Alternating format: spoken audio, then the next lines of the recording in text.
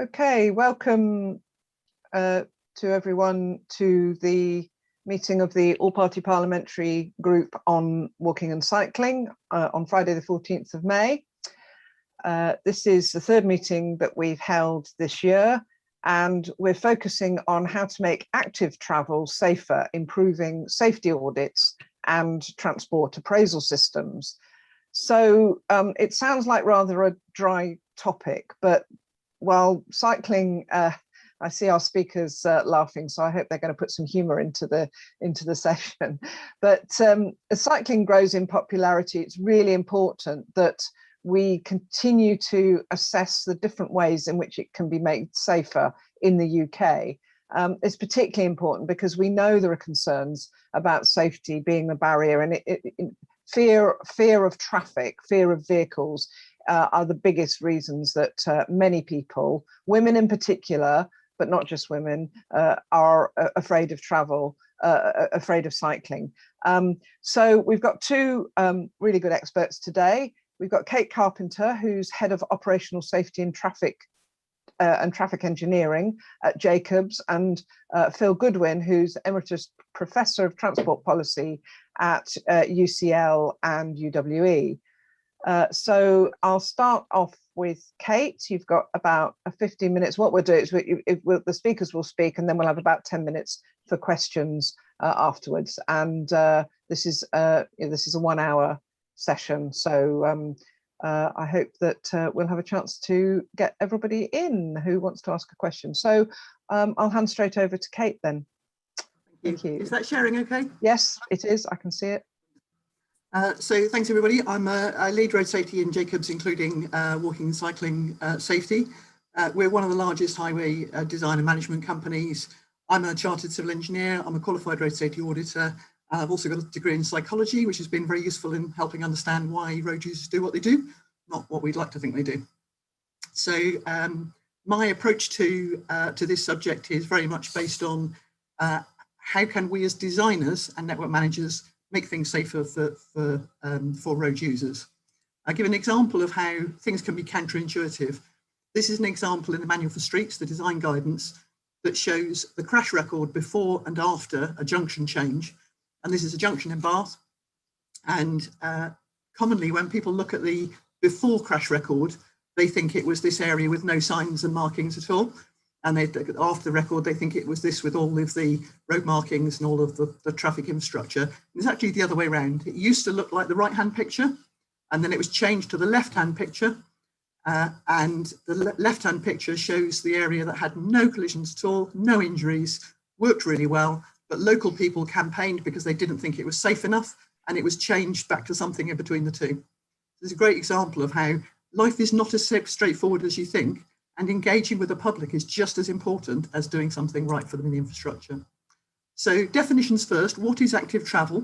It's walking and cycling for journeys, and they might be to education, might be school or university, they might be to work, to shops, health, all sorts of things. It's traveling by human power. E-scooters arguably therefore aren't included. So this first slide is an example of pedestrian issues. And they include people with mobility impairments. They might walk with a walking stick or a frame, or use a wheelchair. They might have visual impairment. They might have colour blindness. They might have total sight loss. Most people registered blind don't have total sight loss. They might have neurological needs. People with autism or with dementia have extra needs in terms of how they perceive the environment. So design for active travel needs to meet all of these people's needs. And then the second bit of active travel is the cycling bit. We often think of the chap at the bottom here, a cyclist just on the road, but it includes cycling on road and off road. It includes people with disabilities. Inclusive cycling is the term for people who use different types of cycle. They might be tricycles, which are increasingly popular. Hand cycles, the lady sort of towards the left-hand side at the bottom is using a hand cycle. So she doesn't have mobility in her legs, but she uses her hands to power the bike. Side-by-side tandems are increasingly popular. That's an image on the bottom left. And the one on the bottom right is one used by a family that live near me, a father and his adult son who has learning disabilities and some physical disability. They use this and they cycle around and they're able to, chat with people around them. Really nice way of traveling. It's a great quality of life for them. But we need the designs to work for those people. One of the things that people often don't realize is people with disabilities cycle a lot. On this graph here, the top one is how much do people cycle for people with a disability. Any cycling is the gray bar. Cycling for travel, journeys, is the orange one, and blue is cycling for leisure. And people with a disability cycle almost as much as people without. Very easy to think these are all able-bodied, young, fast-moving cyclists. Actually, this is everybody. It's very inclusive, is very important. So what's government policy tell us about active travel? It's recognising that essentially you can't build enough road space for people's aspirations to drive. We need to do something different, and that public transport and active travel will be the natural first choices for daily activities. This is absolutely critical.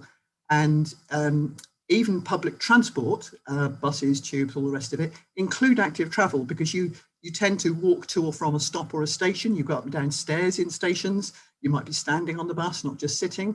So even public transport, excuse me, is more active than driving. So government policy has created some really important documents.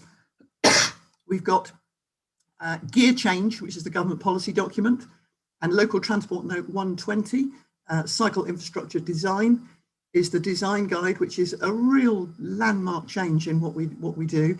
And it says everything must be safe for all users 8 to 80. Your unaccompanied 8-year-old should be able to go out and cycle safely. If the cycle infrastructure isn't safe enough to let an 8-year-old cycle, it's not safe enough. And that ties into public realm schemes. We've got Manual for Streets 1 and 2 at the moment. Manual for Streets 3 is in preparation at the moment.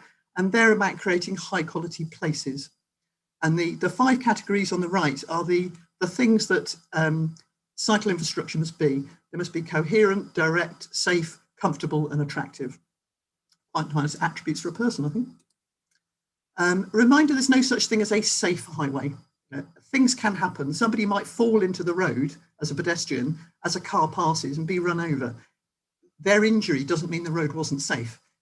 There's more safe or less safe, and it's too easy to fall into words to safe. Safer is a more helpful word. Safe, we tend to mean safe enough, but it's very important to sort of recognise that it is complex. So we've got 2 questions. One is it safe enough now? And the second I'm going to address is how do we check how safe it is? Quick check at how safe it is now. These are graphs from Road Casualties Great Britain. 51% of lives lost on the road are walking, cycling or motorcycling road use. And the left-hand graph shows injuries per mile travelled. And you can see pedestrians, cyclists and motorcyclists very highly represented there.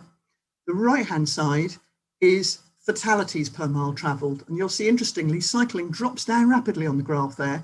But although there are injuries, they're much less likely to be fatal than people might assume.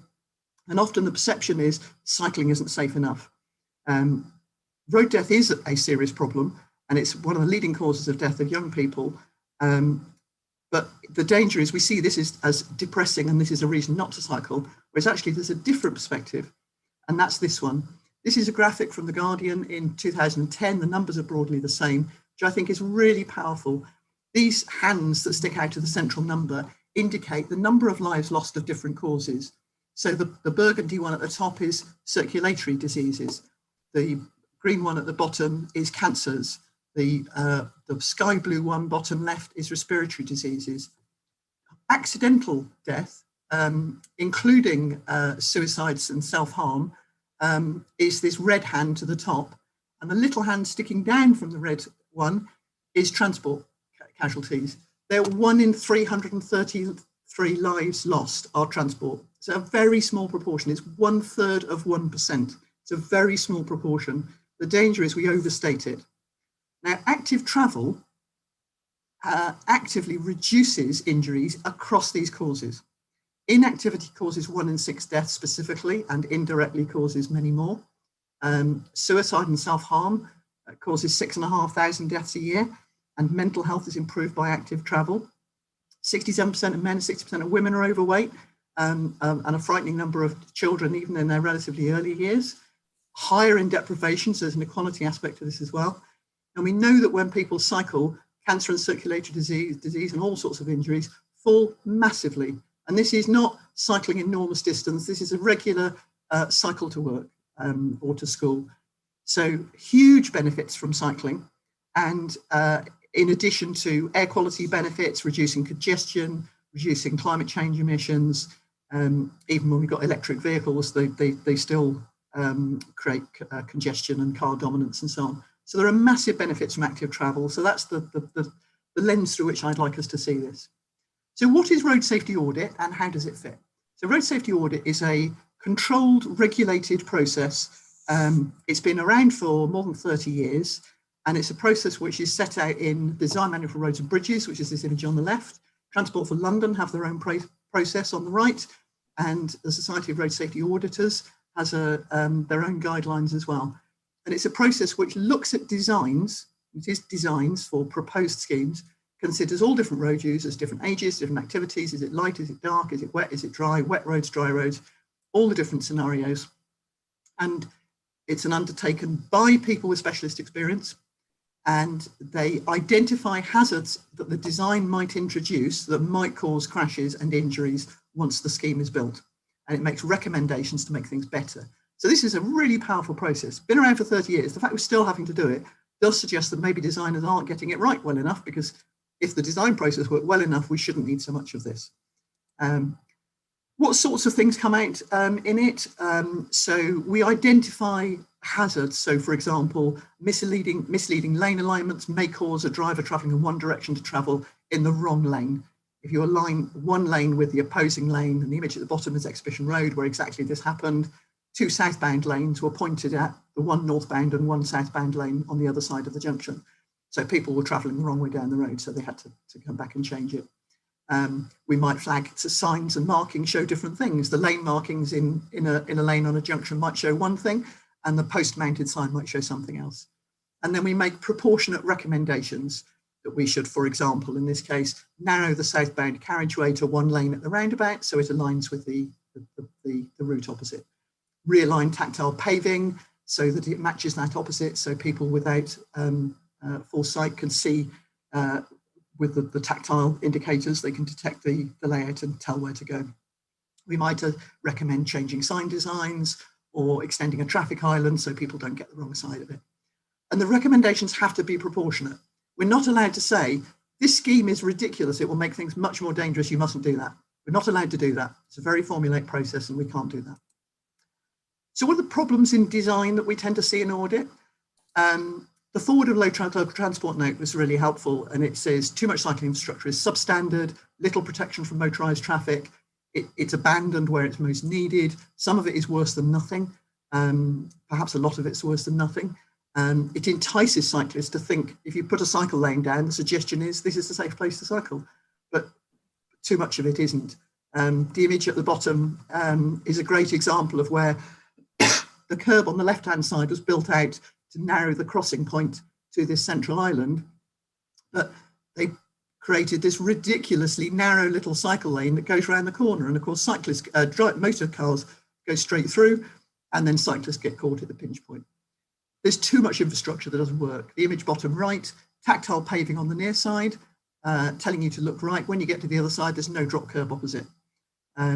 We have too many roads that look like this. Tactile paving that doesn't reach the curb, so visually impaired users who need it to find the road can't find it. So we have a problem. We also have problems with the audit process. So auditors are involved at stages through a scheme, but not continuously, and they don't get involved until the scheme has been sort of designed, it's been identified and the design has started. And auditors can't choose and compare between schemes. They can't say, oh, this one would be better than this one. So designers might choose the scheme that they think is best from a design perspective, but they haven't realised it's not the safest or won't work the most effectively. Economic benefits, which you're going to talk about later, they're dominated on motor vehicle users and people walking and cycling. We've seen there's a huge benefit to the public expenditure from walking and cycling because we're spending less on the NHS because they're healthier and happier. But transport doesn't really assess that well, and that comes out in safety. We can't challenge bad design unless it's actually unsafe. It ignores existing hazards. If something is terrible now, you can't put that in the audit report. It has to be caused by the scheme, and you can't compare options. We can't say if a scheme will be better. We can just flag the issues. So we know we've got a problem. Sample schemes, the sorts of things we see. So this is quite a typical new design proposed scheme. We've got a 3-metre cycle lane here, sorry, a 1.6 metre cycle lane here, next to a 3-metre all-purpose traffic lane. Bearing in mind some buses and HGVs are bigger than that.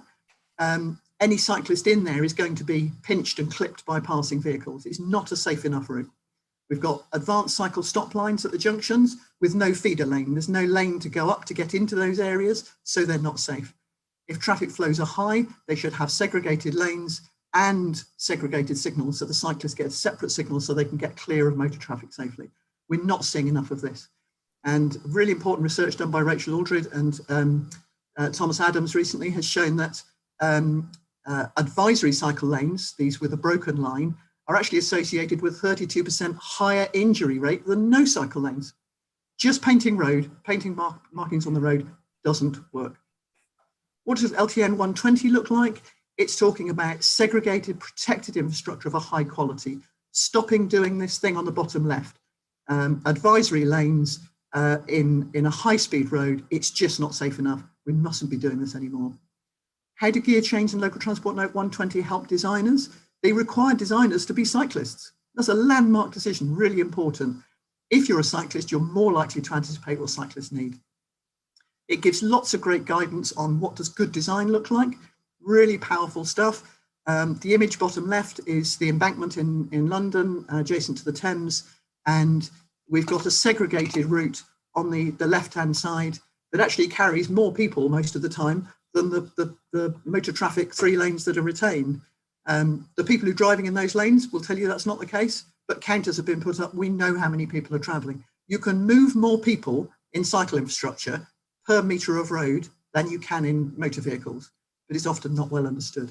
So Local Transport Note 120 gives us lots of great examples about what to do, and you get points. It tells you what good looks like, and you can score your design. It gives lots of great guidance about what to do. Design principles, do this, don't do that. It's really helpful. We've never had this in one place before. It's lots of knowledge we've had for a long time, but it's brought together. And for auditors, it's really helpful. It reminds us cycling mustn't be exclusive, it should be inclusive. Road humps are not inclusive. If you ride a hand cycle, you can't get over most road humps. So the infrastructure needs to be designed considering everybody, not just people who are able-bodied. How could the process be better? I suggest we should be involving auditors from the start of schemes, not wait till we've got to the end of the preliminary design stage, which is when it's first done at the moment. It's a stage gateway process. At the end of preliminary design, you do an audit, and at the end of detailed design, you do an audit, and after it's built, you've done an audit, and a year after it's completed, you do an audit.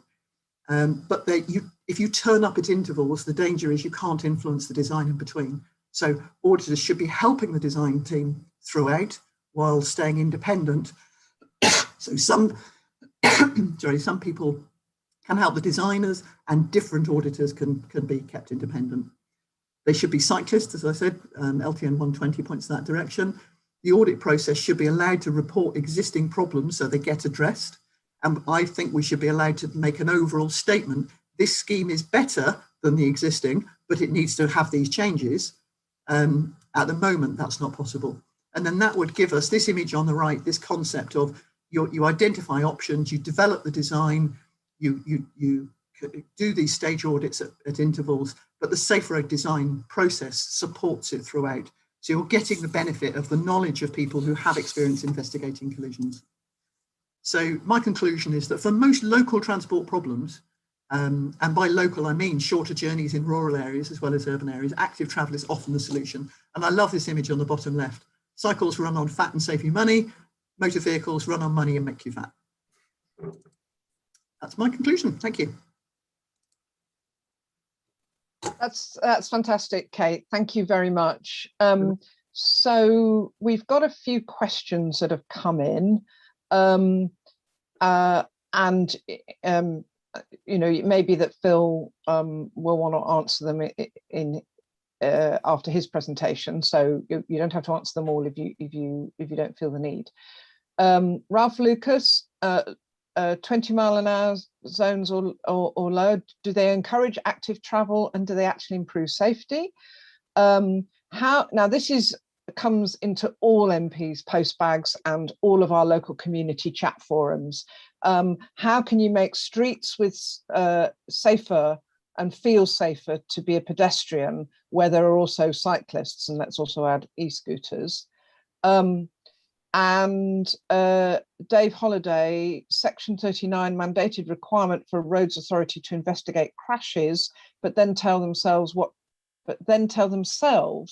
changes to make to remove or mitigate the hazards in the existing system and in new proposals. There's no apparent guidance on the standards, no transparency of published reports, no requirement for professional risk assessment and competencies in crash investigations. And it sounds like there also appears to be the judge, no separation between judge and jury. I think that might be the implication. Dave goes on, Section 39, marking your own homework. So Kate, do you want to have a go at some of those questions? Sure. So taking those in turn, lower speeds are inherently safe because injury severity is a function of the square velocity. Very small changes in speed have big changes in the number and severity of injuries. So lower speeds definitely make things safer. Speed limits in themselves have very little effect. If you reduce the speed limit from 30 to 20, you typically only reduce speed by about 1 mile an hour, maybe 2 if you're lucky. However, is that because there's no enforcement? Yes, no enforcement and no physical enforcement. So self-enforcing, zones with traffic calming, they reduce speed more. But if you just change the limit on its own, it doesn't make much difference. But what we do know is people do walk and cycle more once you've got a 20 limit, and then more walking and cycling then changes behaviour. So it can be a kind of circular benefit. It is quite complex, but certainly lower speed or appropriate speed is the key to people feeling comfortable enough to cycle. There's a nice term of we know that the salmon is the indicator species for river health. If there are salmon, the river's healthy. Female cyclists are the indicator species for road risk. If women are cycling, it's safe enough. And generally that tends to mean segregated infrastructure, protected areas and lower speeds. And then how do we make streets safe with lots of cyclists present? There's often a fear that cyclists are a threat to pedestrians, and we miss the point that dangerous cyclists who are reckless and inconsiderate will be there anyway, and they will cycle fast anyway, and they will cycle through people anyway. Careful, respectful cyclists who are doing active travel, being healthy, not causing pollution and not causing congestion, will be respectful of circumstances. They will slow down when pedestrians are present and they will avoid them. So sometimes there's a danger of thinking that, the converse argument would be that because some people drink and drive, we should stop everyone driving. You can't legislate for the most extreme. Generally, if you have clear self-explaining arrangements, you have town centres that have a bit less over segregation, the more shouty the road looks, the more this is for motor traffic. That's not a safe place for cyclists to be, so cyclists end up on the footway. Our infrastructure design is what puts cyclists in unsafe places. I agree with Dave on Section 39. You can have the opposite. You can have some people in an authority who ask, what are the collision problems? And then different people in the authority are answering, what's the solution to that? Section 39 says you investigate crashes, you work out what causes them, you do things to make them better, and you use the knowledge gained in road safety audit. And that's where road safety audit comes from. And yes, an independent evaluation is helpful. I understand that there is one going to be created for active travel, and I think that will be helpful in assessing what schemes get built. But yes, we do have problems at the moment that aren't fully solved. Okay, thanks. And another one's come in from Simon Monk. LTN 120 is admirably clear, but there's a risk that many authorities will only use it for, in quotes, cycle routes.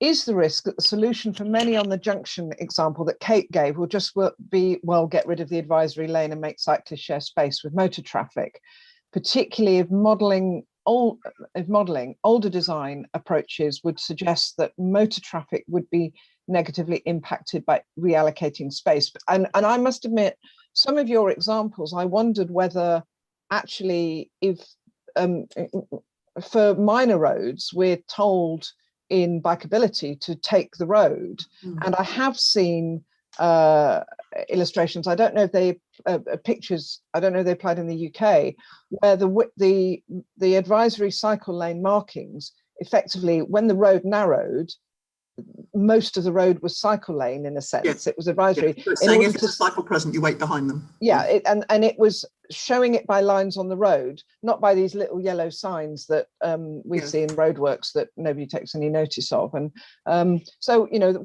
that is a horses for courses in terms of which roads there should be segregated space and which there should, and how do you design joint space to be more pro cycling?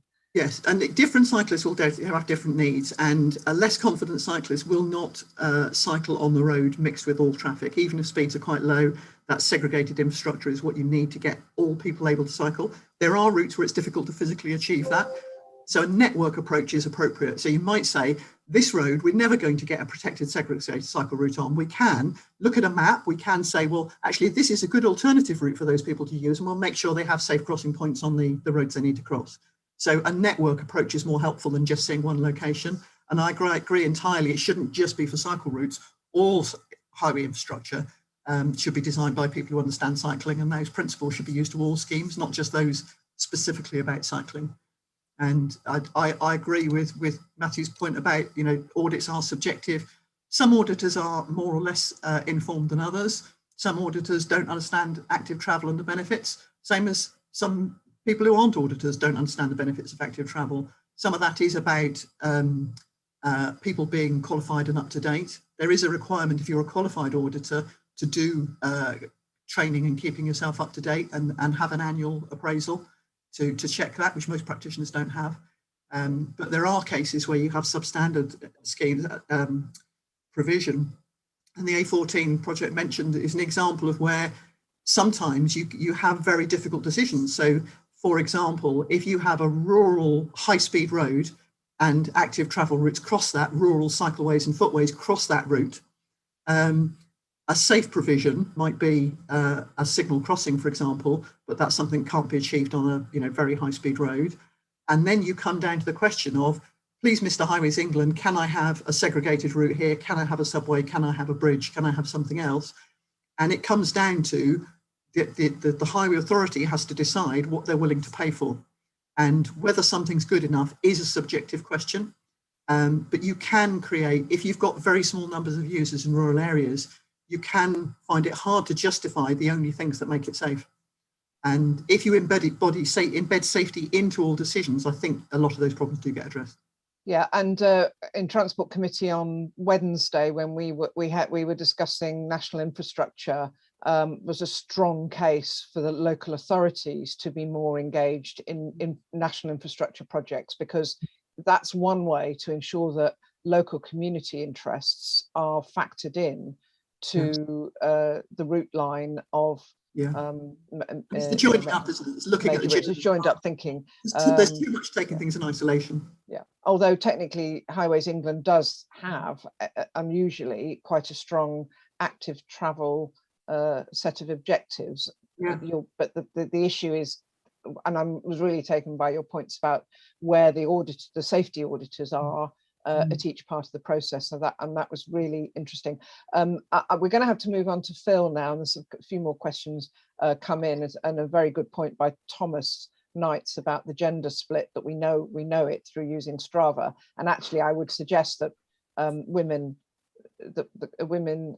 who are going to take on cycling are not necessarily going to be switching on to Strava. When I put Strava on when I run, but not when I cycle, because I don't cycle for exercise. I cycle to get from A to B quickly. Anyway, sorry. That was really useful, and I hope it's been asked about the slides. I hope your slides will be circulated, and I'm sure Phil as well. So we do commit, don't we, Adam, to circulate the slides to all participants and probably put them on our website as well. But thank you very, very much, Kate. That was really, really interesting. And over to Phil. You might, yeah. Okay. Yes. Let me. Okay.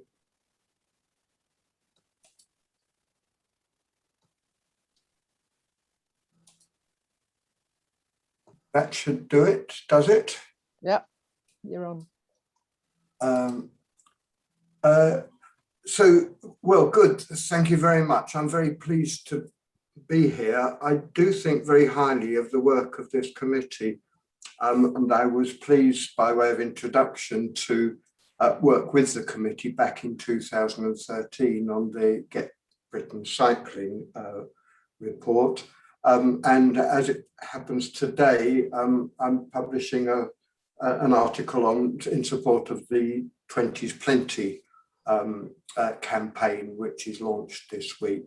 So that's all good. I say that by way of introduction, that the technical problems of evaluation and modelling and appraisal are important, but they're not necessarily the most important things to make active travel safer. But it's the technical problems I was asked to talk about today. So let's start out on that with a statement that civil servants often insert into speeches by transport ministers. They've been doing it for as long as I can remember, that Britain has the best transport appraisal system in the world. Well, it's true that we have one of the most elaborate systems, but what we have to remember is that it was originally developed as a method for planning large road schemes. And to take you through the process, what's done is first you forecast traffic growth. That gives you the growth in congestion. Therefore, you have to design extra road capacity, which reduces congestion. From that, you get the reduction in journey times. You can assess the money value of that time, and it adds up to the total value of time saved by all vehicles. And you compare that with the cost to get a benefit cost ratio, the BCR. These time savings are in the form of a few seconds or occasionally a few minutes for each of millions of journeys. And you assume that this will go on for the lifetime of the scheme, typically taken as 60 years. And they're talking about assuming that the benefits go on for 100 years into the future, whatever that means. The value of time calculated in this way usually add up to about 70 to 90% of the benefit of road schemes. So what's wrong with this?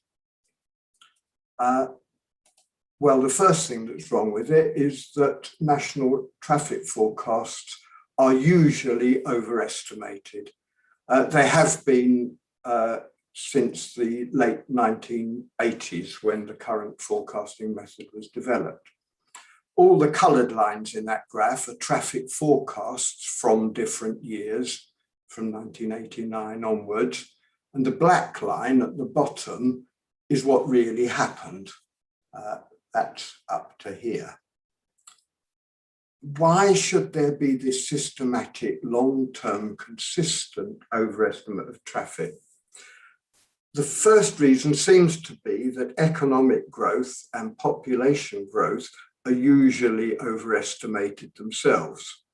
The DfT point out that they're forecasts from other government departments, not their own. And the other reason is that no account is taken of really some quite important social changes which happen, of which I think the most important is that young people are using cars less than their parents. This process started in the early 1990s, that is, people who are now in their 40s, but it wasn't noticed until recently because the statistics aren't collected in a way which makes that obvious, or maybe people weren't interested enough to look at it. Now, the other reason why the cost-benefit ratios are misleading is that the comparisons are not complete. Other costs and benefits are usually taken as much smaller than time savings, especially safety, health, carbon, and some sorts of economic effects. They are there, but they don't they're not given values which relate to their economic and social importance. In my view, these are more important and more real than time savings, but they've had marginal effect on decisions about where money is put. And the other reason why the appraisals are not full is that alternative policies are sidelined. For example, ambitious improvements in walking or public transport or cycling, and sensible pricing policies or changes in enforcement. These are very rarely compared with the money spent on road schemes, even when they're high policy priority. And the effect of that is that road spending is typically much greater than spending on walking and cycling and public transport. One estimate based on some decades of past experience is that on a very generous comparison, the total budget for roads is 3 to 4 times the total budget on all the alternatives. But it's worse than that because road construction is very expensive. So when it comes to specific places, we often see that a single bypass or a major intersection or an extra line has a budget which is measured in billions. Whereas spending on sustainable transport project is measured in millions of pounds if you're lucky. Now, both of them sound like very big numbers, but it's actually very difficult to keep remembering that a billion is 1,000 times larger than a million. In rough terms, that means that one bypass could provide for 1,000 low traffic neighbourhoods at the highest standard of quality and enforcement. Now, another problem that occurs is that the actual congestion relief promised by the road programme is not usually as much as had been hoped. And this is because road building usually itself increases the total volume of traffic. That's well established, it's been known since the 1930s. And on an improved road, the proportion of traffic which has actually been stimulated or induced by the road itself is on average about 10% in the short run, 20% in the long run, and it may be even higher on the relieved road, which the bypass was intended to relieve. In the famous phrase, trying to reduce congestion by building more roads is like trying to lose weight by buying bigger trousers. And the other reason is what it actually means, this promise to save time.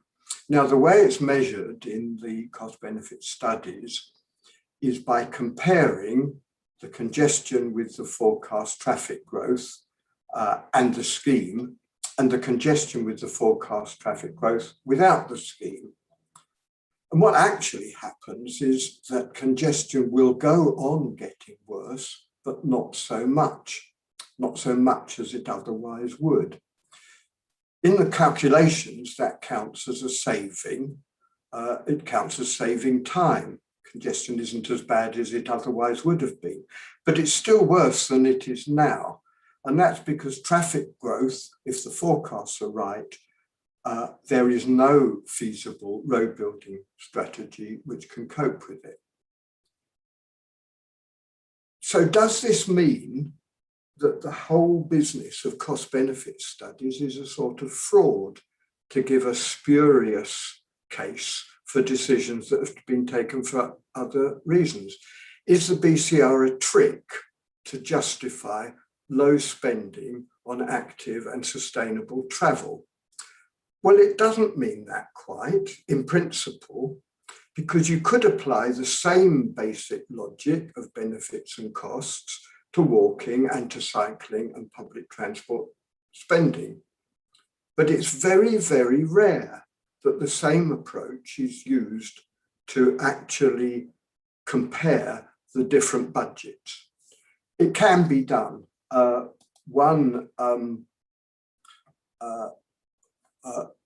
When you do this, you clearly have to give a proper value to benefits like health and safety and carbon savings, because otherwise you wouldn't get the full picture. And there have been a few studies like that. And this rather complicated diagram is my attempt done for a body called the Commission for Integrated Transport, which you may remember. It was actually the last report they published, and the government abolished the commission very soon after that, but I don't think due to this report. Now, each of the different shapes and colours of dots on the diagram are a different sort of transport spending. And what it shows is the benefit cost ratio, the value for money, how much benefit you get for how much you spend. These numbers, 10 means you get 10 times as much benefit as what you spend, 50, that you get 50 times as much benefit as the amount you spend. I worked out what you'd get if you did all the best projects in every field first, then the second best, and so on. In that case, each additional project gets you less benefit, obviously. Now, what it showed was that in terms of value for money, by far the best value for money, and therefore the first claim on funds, should be on local safety projects, these blue diamond shapes. Second best were what we were then calling smarter choices, the brown squares. Then cycling, the green triangles, very high benefits for value for money. And after that, you get into the bigger infrastructure projects, especially road projects, which struggle to get a benefit cost ratio, even with the caveats that I've talked about of 2 or maybe 4. There are very few that do that. So local safety projects are astonishingly good value for money. Sustainable transport in general should be the first claim on funds. Now, how could this have happened? Part of it is because big infrastructure projects are expensive, and part of it is about backlog. There are so many good safety, cycling, walking, and public transport projects that have simply not been done yet. Now, the Treasury recently did a review of the way in which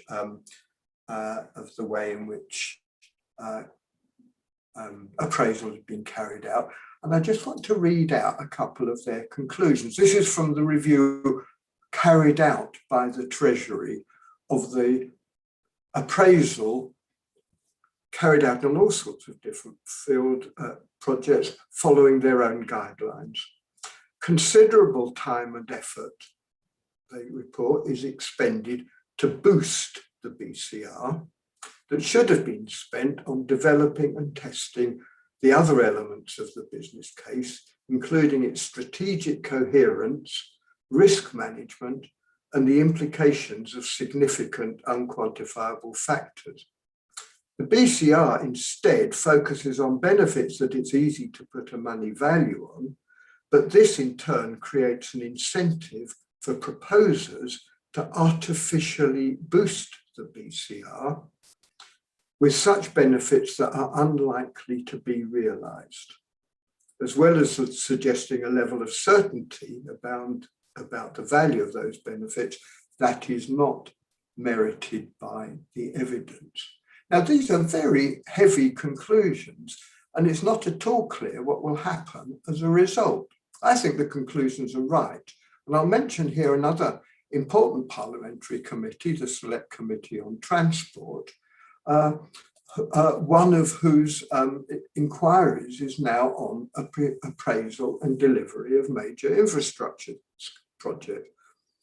I, among many other people, have submitted evidence to this inquiry, which goes into more detail about the implications of the Treasury review on the way in which budgets ought to be spent on different forms of transport. On the slide, you'll see those small link, which gives a link to my evidence on that. We can circulate the slides after, and you can read it if you're interested. So what's the conclusions of this?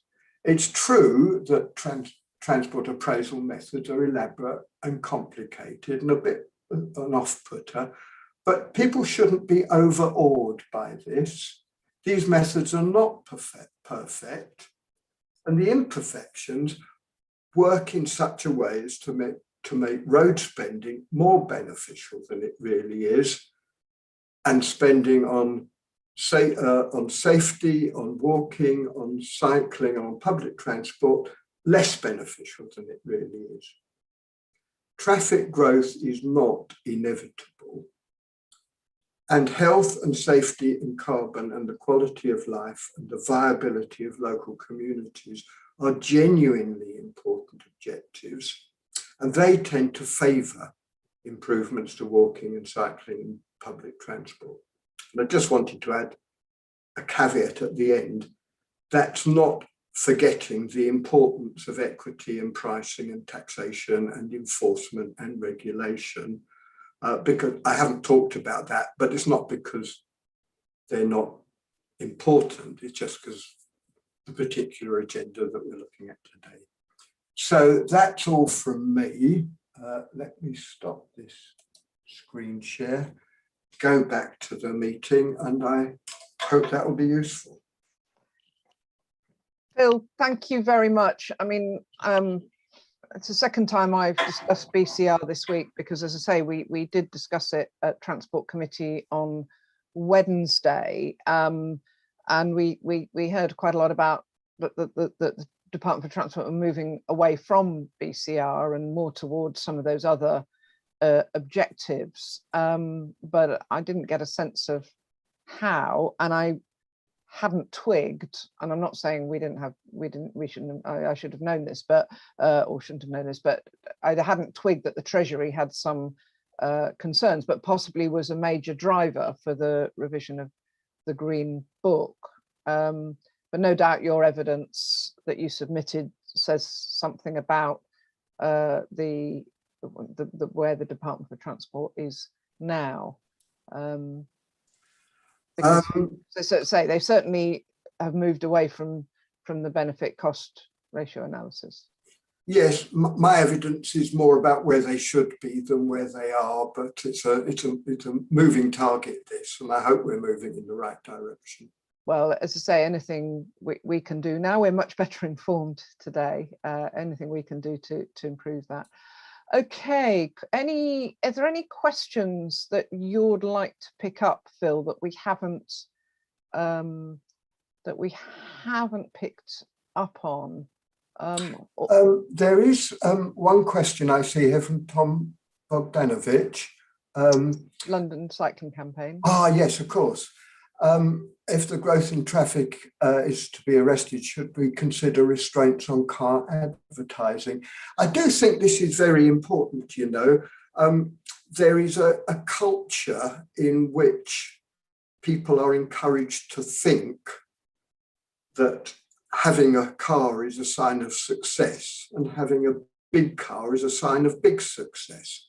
And it's simply not true, but it does mean that you have a huge growth in the power and weight of cars, which is entirely good in terms of the financial economics of the motor industry, but astonishingly bad in terms of the viability of how streets work. I mean, you get vehicles which are, I think it's very, very worrying that the growth of sales of SUVs, which are utterly inappropriate to urban conditions, are greater than the sales of electric vehicles, which save carbon. And it's an astonishing distortion, I think, in what's happening. Thank you. Are there any other questions coming in for Phil?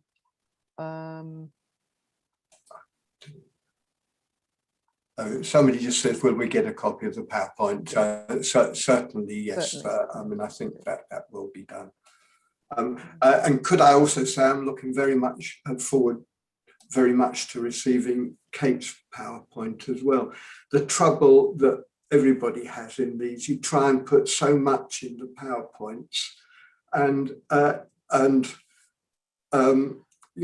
one's own brain is big enough to understand it because you worked on it, and then you put all these things in front of an audience, and I mean, it does take a deep breath. Anyway, I think it would be very useful to Yeah. I mean, particularly useful, simple messages is that just because you create more road capacity, it doesn't actually increase the average speed. And I think the extra lanes on the M25 are a really good example of that. A question that we tried to drill down on that I think both of you may have something to say is about the skill levels. We need, do we have, and what are we going to do to increase the levels of professional skills in this area of auditing and measuring and addressing safety? My impression is that the transport planning education now is very much better than it used to be. I mean, for years, transport education was a small part of engineering courses with a focus on design and construction. And it's only comparatively recently that we've realized that important though engineering is, it's only one of lots of different disciplines that you have to be, have some awareness of to be a good transport planner, including psychology and sociology, economics certainly, and an understanding of the way real schemes work. Now, I have to say, Phil, I've just realised that I do need to hand over to Selene for the final wind up. There is an important question though about at a local level, considering a 20-mile-an-hour scheme. How do you measure the social, environmental, and economic benefit of, and not just 20-mile-an-hour schemes, but other schemes as well. But that's a whole discussion in itself. It can be done. Yeah, it can be done, I think is the answer. Okay, thank you so much to both of you. Thank you to everybody who's put questions in the chat. And I'll hand over to Selene to close the meeting. Thank you. Thank you, Ruth, and thank you, Kate and Phil, for really excellent presentations this morning on what could have been a dry topic. I think we have brought to life, and I personally will be looking for women as salmon in the near future on streets near me, which I think is an excellent analogy. So it is great to finish on a positive, Phil, as well, and that, we can make active travel safer, and I think we all recognise it is a real barrier for people to overcome, and therefore the solutions are vital to actually moving this agenda forward. We had our AGM earlier this morning and are delighted to welcome new officers to the group. We've got exciting plans moving forward for the next year, as this is obviously now a sort of key part of the government's move forward with active travel, both from an environmental perspective, but also from a health perspective as we emerge from the pandemic. So thank you both so much. Thank you to everyone who's come, and the details of our next meeting will be circulated shortly. So I hope everyone has a lovely weekend, and thank you all for your time. Thank you.